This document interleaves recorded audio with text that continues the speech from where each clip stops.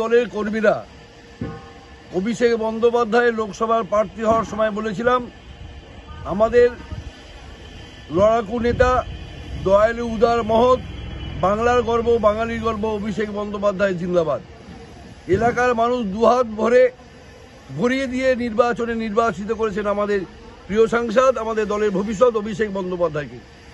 আজকের দিনে দাঁড়িয়ে আমরা গর্ব করে বলছি, ভারতবর্ষের সেরা সাংসদ অভিষেক বন্দ্যোপাধ্যায় তার নিজস্ব ভাবনা চিন্তায় কল্পতরু প্রকল্প করে নিজেদের কর্মীদের দিয়ে রান্না করা খাবার লকডাউনের সময় মানুষের বাড়িতে বাড়িতে পৌঁছে দিয়েছিলেন।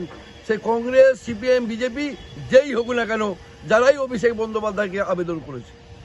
আবার অভিষেক বন্দ্যোপাধ্যায় সাধারণ মানুষের জন্যে, বয়স্ক মানুষের জন্য নিজে থেকে উদ্যোগে, নিজের ভাবনা চিন্তায় বয়স্ক ব্যক্তিদের, 60 বছরের ঊর্ধ্বের ব্যক্তিদের নিজে তার অ্যাকাউন্টে অর্থ পৌঁছে দিয়েছেন কর্মীদের মাধ্যমে। আবার সেবাশ্রয় ঘোষণা করেছেন। 2 তারিখে ডায়মন্ড হারবারে আসছেন আমাদের প্রিয় সাংসদ, দেশের সেরা সাংসদ অভিষেক বন্দ্যোপাধ্যায়।